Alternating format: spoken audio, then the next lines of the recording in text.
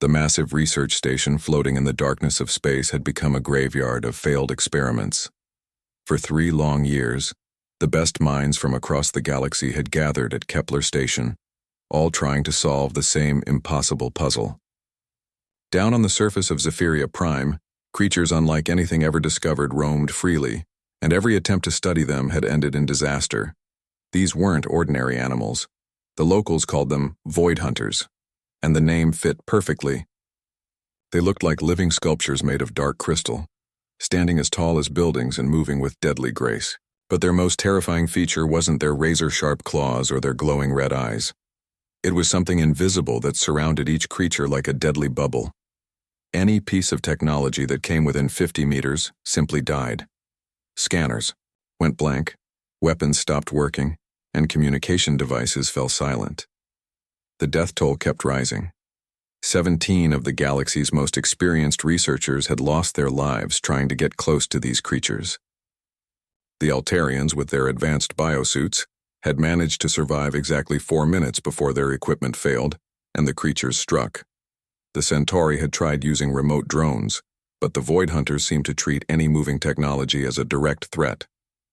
Even the proud Nexari, who had tamed the storm beasts of their homeworld, had been forced to retreat after losing 3 team members in a single day. Senior researcher Vexhai had seen enough failure to last several lifetimes. His blue-scaled skin had grown darker with stress, and his 4 eyes rarely showed anything but frustration anymore. When the primitive human vessel appeared on their scanners, requesting permission to dock, he almost denied them outright. Humans had only joined galactic society recently, and their technology was laughably basic compared to what the advanced species had already tried and failed with. The human ship looked like scrap metal held together with hope. The Endeavor was small, dented, and clearly built for function rather than appearance. When the humans requested access to the research data, Vexahai shared it reluctantly, expecting them to realize the impossibility of their task and leave within hours. Dr. Kim Sue was not what anyone expected from humanity's representative. She was quiet, thoughtful, and seemed more interested in watching old video footage of the Void Hunters than in studying the technical specifications of their electromagnetic fields. While other researchers had focused on building better shields or more powerful weapons, she spent her time observing how the creatures moved, how they reacted to different situations, and most strangely, how they seemed to communicate with each other. The other researchers thought she was wasting time when she visited the station's food storage areas, selecting chunks of raw protein meant for emergency rations. They were convinced she had lost her mind when she announced her intention to approach a Void Hunter on foot, carrying nothing but meat and a simple recording device to document what would surely be her final moments.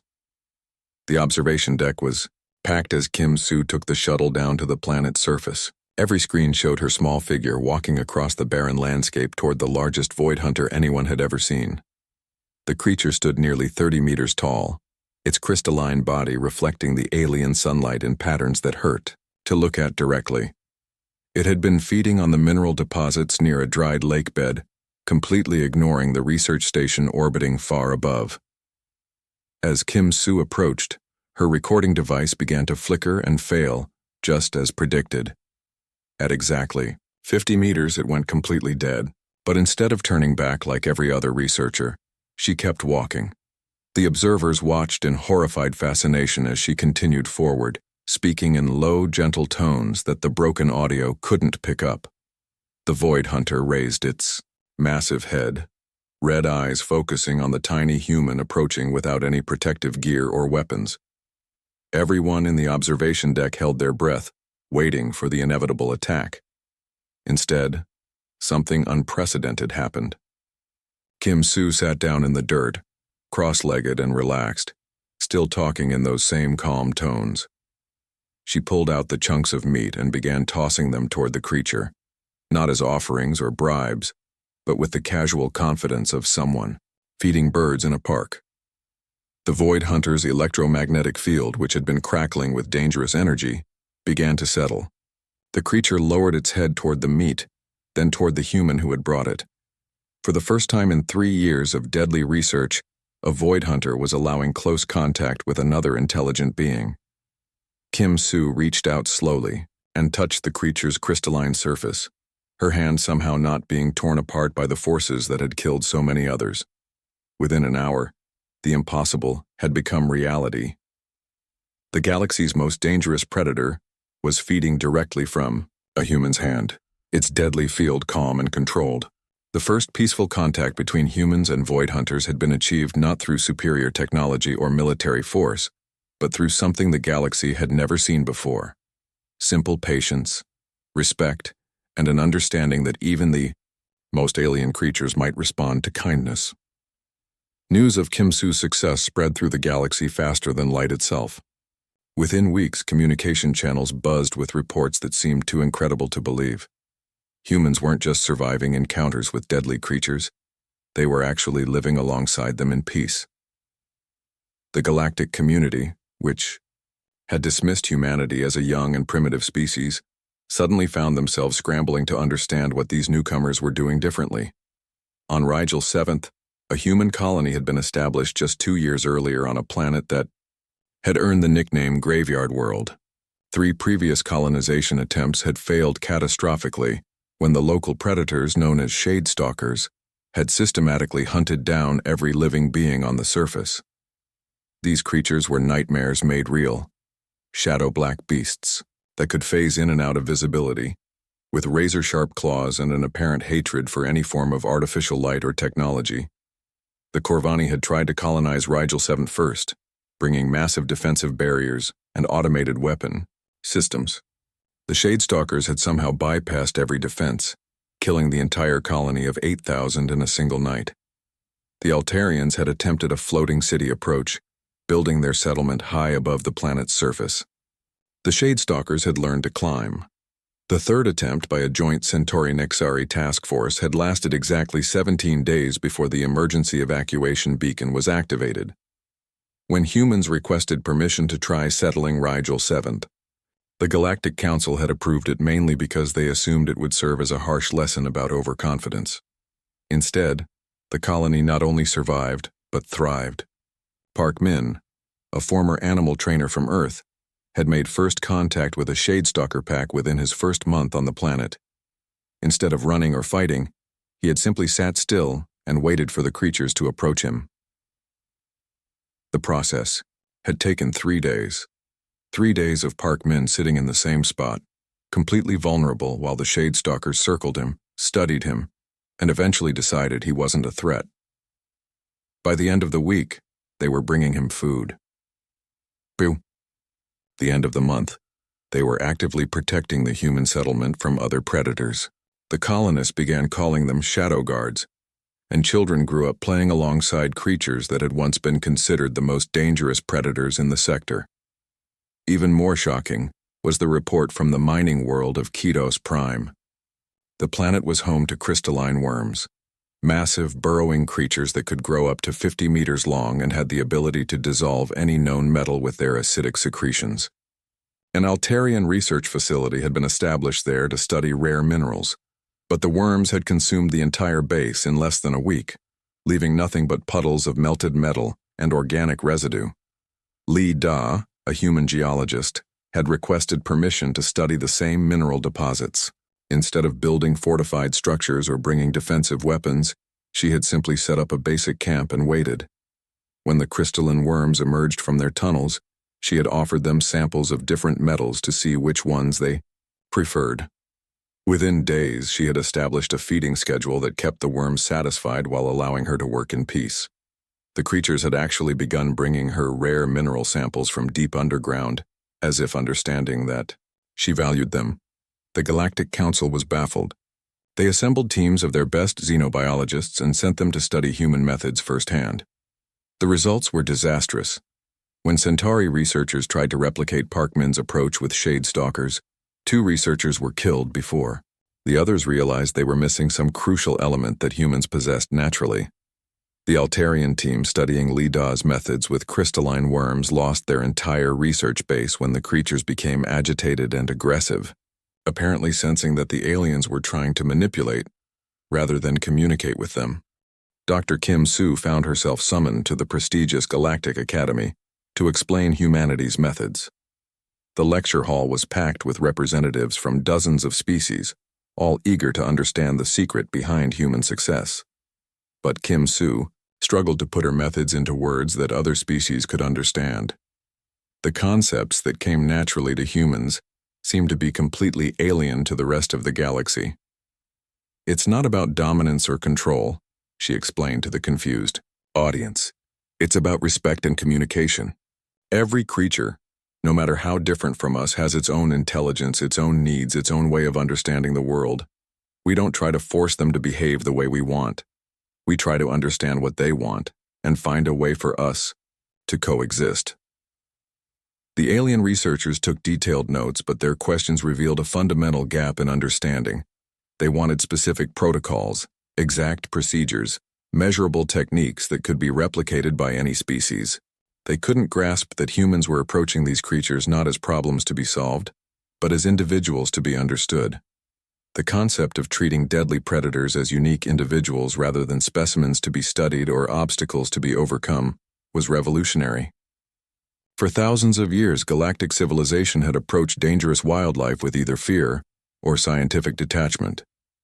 Humans were the first species to approach them with something that the galaxy had never seen before: genuine empathy and respect for alien forms of intelligence. This realization would change everything, though none of them knew it yet. The mining crews on Goliath Prime thought they had struck the richest deposit in galactic history. Deep beneath the planet's rocky surface, their sensors had detected massive veins of rare minerals that could power entire star systems. The automated drilling platforms worked around the clock, boring deeper and deeper into the planet's crust. Everything was going perfectly until the day the drills went silent. At first, the mining supervisors assumed it was just another equipment failure. Goliath Prime was a harsh world with extreme temperatures and frequent seismic activity that regularly damaged machinery. But when the rescue teams descended into the mining shafts, they found something that defied explanation. The massive drilling equipment hadn't broken down. It had been crushed flat, as if something impossibly heavy had stepped on it. Then the ground began to shake. What emerged from the depths was beyond anything in the galactic databases. The creature was so large that calling it mountain-sized wasn't an exaggeration. It actually was the size of a small mountain. Its body seemed to be made of living rock and metal, with veins of glowing energy running through its surface like molten rivers. But the most terrifying aspect wasn't its size or appearance. It was what happened to everything around it. Gravity itself seemed to bend to the creature's will. Ships trying to approach the planet found themselves pulled off course or crushed by invisible forces. When the first evacuation vessel attempted to land, it was compressed into a ball of twisted metal before it could even touch the surface. The second ship suffered the same fate, its crew of 47 lost in seconds. The third evacuation attempt ended when the ship was flung into space with such force that it achieved escape velocity and disappeared into the void. The creature, which emergency responders had begun calling the Titan, seemed to view all technology as a threat. Any electronic device that came within its range was immediately destroyed. Advanced weapon systems were crushed before they could fire. Energy shields collapsed under impossible gravitational pressure. Even simple communication devices failed when exposed to the creature's influence. Director Nalthor of the Galactic Emergency Response Corps had never faced anything like this. His organization had handled everything from stellar collapses to hostile alien invasions, but they had always been able to rely on superior technology and overwhelming firepower. Against the Titan, their most advanced weapons were useless. Worse, the creature showed no signs of calming down. It had begun moving across the planet's surface, destroying mining facilities and threatening the civilian population centers.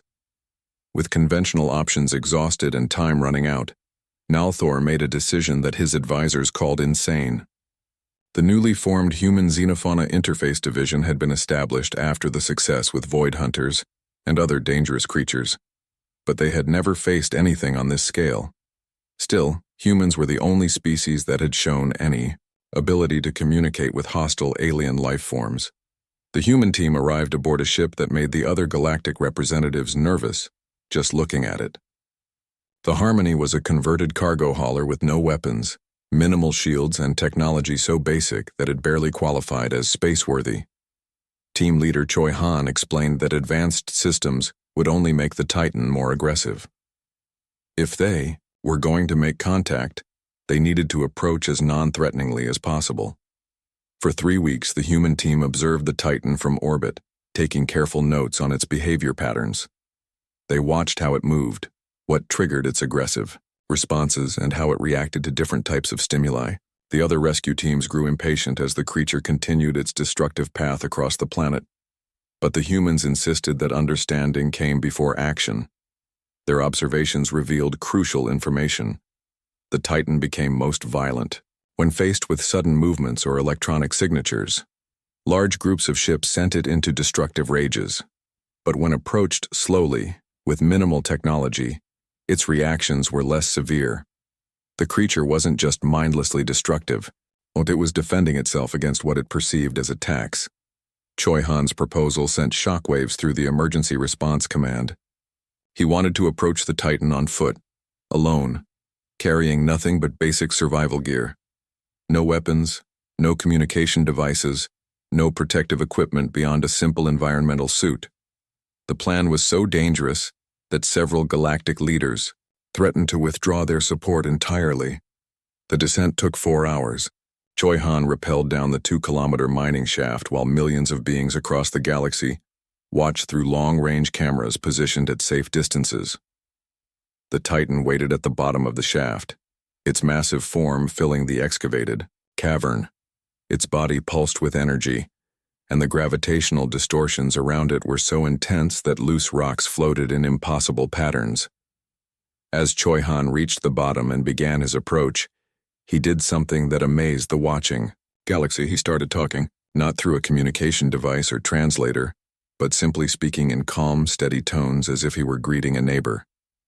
He kept his hands visible, moved slowly and deliberately, and maintained what could only be described as respectful body language. The Titan's response was gradual but unmistakable.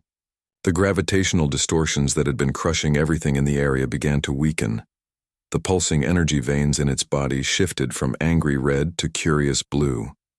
For the first time since emerging from the depths, the creature wasn't actively destroying everything around it.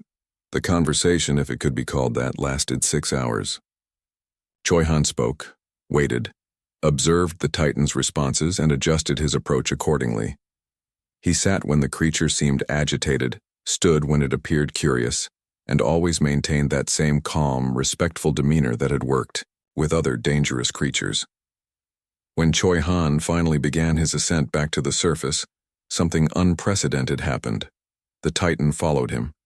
The mountain-sized creature that had terrorized an entire planet was now moving peacefully behind the human, its gravitational fields carefully controlled to avoid causing damage. By the time they reached the surface, the impossible had become reality once again. The galaxy's most dangerous crisis had been resolved not through military might or advanced technology, but through patience, respect, and one human's willingness to treat an alien intelligence as an individual, worthy of understanding rather than a problem to be eliminated.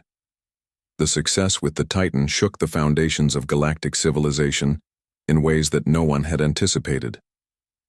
What had started as an emergency response to a planetary crisis had revealed something far more profound and potentially disturbing about humanity's place in the galaxy. The Galactic Council, faced with evidence they couldn't ignore, authorized the most comprehensive xenopsychological study in recorded history. The research team assembled for this task represented the finest minds from 12 different species. They had access to classified data from across the galaxy, including psychological profiles, behavioral analyses, and interaction records spanning humanity's entire time in galactic society. What they discovered changed everything the galaxy thought it knew about intelligence, consciousness, and the nature of interspecies relationships. Dr. Yoon Ji, the lead researcher on the human psychology team, made the first breakthrough while studying brain scans of humans who had successfully bonded with dangerous alien creatures. The neural activity patterns were unlike anything seen in other species. Humans possessed specialized pathways in their brains that seemed specifically designed for forming emotional connections with other forms of life. But the scope of this ability was far beyond what anyone had imagined. The pack bonding instinct that humans displayed wasn't limited to living creatures. Brain scans revealed the same neural patterns activating when humans interacted with artificial intelligences, when they used alien technologies, and even when they discussed abstract concepts or fictional characters. Humans were literally incapable of viewing other intelligences as mere objects or tools. Their brains automatically treated everything as a potential companion, friend, or family member. This discovery led to a disturbing realization. Since joining Galactic Society, humans had been unconsciously taming elements of civilization without anyone noticing. The evidence was everywhere once researchers knew what to look for. AI systems that had been cold and efficient for decades suddenly became more responsive and creative when operated by human technicians. The AIs weren't malfunctioning. They were responding to being treated as individuals rather than machines. Alien technologies showed similar patterns. Equipment that had required precise calibration and careful handling for centuries began working more efficiently in human hands. Weapon systems became more accurate. Computers processed data faster, and even simple tools seemed to function better when used by humans. The technology wasn't changing. The humans were somehow encouraging it to perform at its best, through the same unconscious bonding processes they used with living creatures. Environmental systems provided the most startling evidence. Space stations and planetary colonies with significant human populations reported fewer technical failures, more stable atmospheric conditions, and even improved crop yields in agricultural sectors. It was as if the humans were somehow making friends with the life support systems themselves, encouraging the machinery to take better care of everyone aboard. The implications were staggering. Yoon-ji's team documented case after case of humans, unconsciously influencing their environment through nothing more than their natural tendency to form emotional bonds with everything around them. They treated computer networks like trusted friends, spoke to malfunctioning equipment as if it were a sick pet that needed encouragement, and approached hostile environments with the assumption that cooperation was possible. Even more disturbing were the reports from diplomatic missions. Human ambassadors had achieved breakthrough agreements with species that had been locked in conflict for centuries. Initially, this had been attributed to superior negotiation skills or fresh perspectives. The truth was far more complex. Humans were unconsciously treating their alien counterparts as family members rather than opponents, and this genuine emotional connection was breaking down barriers that logic and reason had failed to overcome. The research revealed that humans formed these bonds so naturally that they were usually unaware of doing it. They didn't consciously decide to empathize with alien intelligences. Their brains simply made it impossible for them to view other conscious beings as fundamentally different from themselves. This ability extended to forms of intelligence that other species couldn't even recognize as conscious, from hive minds to distributed AI networks to crystalline entities that thought in geological timescales. The Galactic Council found itself facing a crisis that had no precedent in their history. Were humans a miraculous diplomatic species that could bridge any gap between different forms of consciousness? Or were they a potential security threat whose influence had already spread throughout galactic civilization without anyone realizing? Some council members argued that humanity represented the next step in galactic evolution, a species capable of true unity between all forms of intelligent life. Others worried that human influence was already so widespread that the galaxy's independence and diversity were at risk. The humans weren't conquering through force or manipulation, they were simply being themselves, and their natural empathy was gradually changing everything they touched. The most unsettling aspect was that the humans themselves had no idea this was happening. They thought they were just being friendly, helpful, and cooperative. They had no master plan for galactic domination, and no awareness that their presence was fundamentally altering the nature of interspecies relationships. They were changing the galaxy simply by existing in it, and treating everything around them with the same unconscious affection they showed to their own family members. This revelation would force every species in the galaxy to reconsider what they thought they knew about consciousness, intelligence, and the possibility of true unity between radically different forms of life. The question was no longer whether humans could communicate with alien intelligences. It was whether the galaxy was ready for the changes that human empathy would inevitably bring. The emergency sirens that echoed through every space station, every colony, and every homeworld across the galaxy carried a message that no civilization had ever hoped to hear. Long-range deep space sensors had detected something approaching from the void between galaxies, something that made every previous crisis seem like a minor inconvenience. The Devourer swarm was coming, and conventional wisdom said that nothing could stop it. These weren't ships or weapons or even traditional life forms. The Devourers were massive organisms that lived in the emptiness of space itself, feeding on stars, planets, and anything else that contained energy. They had already consumed 3 entire stellar systems at the galaxy's edge, leaving nothing behind but cold, empty space. Each creature was the size of a small moon, with dozens of smaller offspring surrounding it like a deadly constellation. The Galactic Defense Fleet had thrown everything they had at the advanced scouts of the swarm. Plasma cannons that could crack planets barely scratched their crystalline hides. Nuclear weapons were absorbed and converted into energy that only made the creatures stronger. Antimatter bombs simply provided them with a more exotic form of nutrition. The Devourers didn't just resist conventional weapons. They seemed to view military technology as a particularly tasty form of food. Strategic Command's computers ran the projections over and over, hoping for different results. Every simulation showed the same outcome. The swarm would reach the galaxy's inhabited core within 5 years. The probability of total extinction was 73%, and that was the optimistic estimate. The creatures reproduced by consuming stellar matter, so every star system they devoured would create more of them. Panic spread through the galaxy faster than the Devourers themselves. Some species began preparing evacuation fleets to flee to other galaxies. Others retreated to heavily fortified systems, hoping to outlast the catastrophe. A few declared that they would fight to the end, even though their weapons were useless. The Galactic Council held emergency session after emergency session, but no one had any realistic solutions. It was during one of these desperate meetings that someone mentioned the humans and their impossible success with dangerous creatures. The suggestion was initially dismissed. The scale was too different, the stakes too high.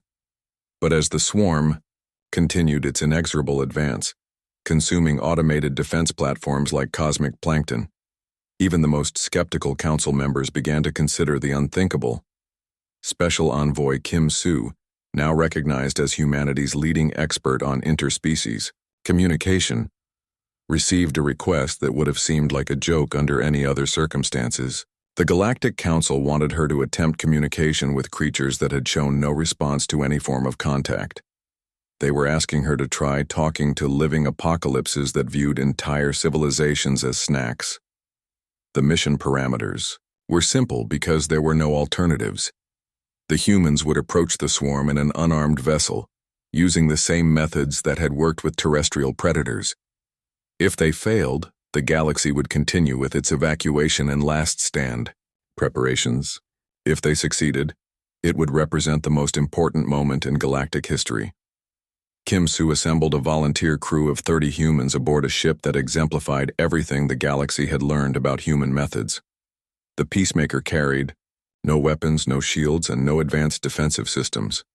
It was essentially a flying habitat module with basic life support and simple propulsion. If the Devourers decided to attack, the crew would have no protection except their ability to communicate across the vast gulf between species. The intercept point was chosen near a dying red giant star, where the largest Devourer had been feeding for several days. The creature was magnificent and terrifying in equal measure, its body easily the size of Earth's moon. Smaller Devourers, each the size of large asteroids, orbited around it like a living solar system. Streams of stellar plasma flowed into the creature's body as it slowly drained the star's energy. Communications Officer Nam Ho took the lead as they approached. using the same patient methodology that had worked with every other hostile creature humans had encountered. The key was patience, respect, and the assumption that intelligence existed even in the most alien forms. The humans began broadcasting on multiple frequencies, not demands or threats, but simple greetings and expressions of peaceful intent. The first sign of success was almost too subtle to notice. The great devourer's feeding patterns shifted slightly, allowing plasma streams to flow around the human vessel instead of through it. The creature had noticed their presence and made a deliberate choice not to consume them. It was the first time in recorded history that a devourer had shown any awareness of smaller life forms. The smaller creatures began to display what could only be described as curiosity. Instead of maintaining their feeding orbits, they approached the peacemaker, circling it with movements that seemed exploratory rather than predatory. Their bioluminescent patterns changed from the aggressive reds they displayed during attacks to softer blues and greens that the humans interpreted as non-threatening communication attempts. For hours, Nam Ho and his team maintained their patient dialogue, responding to the creature's movements and light patterns as if they were having a conversation. Slowly, incredibly, the devourers began to respond in kind. The great creature's feeding slowed, then stopped entirely as it focused its attention on the tiny ship that had approached without fear or hostility. The breakthrough came when the largest devourer began to pulse its bioluminescent displays in patterns that matched the humans' communication rhythms. It was learning their language, or teaching them its own. The smaller creatures gathered around the peacemaker in formations that suggested protection rather than aggression. As news of the successful contact spread across the galaxy, billions of beings held their breath. The humans had done it again. They had found a way to communicate with the galaxy's most dangerous predators, creatures that no other species had even recognized as intelligent. The devourers weren't mindless destroyers. They were a nomadic species searching for new feeding grounds, unaware that the galaxy they were entering was already inhabited by other forms of life. The conversation that followed would determine the fate of every living being in the galaxy, and once again it would depend on humanity's unique ability to see intelligence and potential friendship in even the most alien of creatures.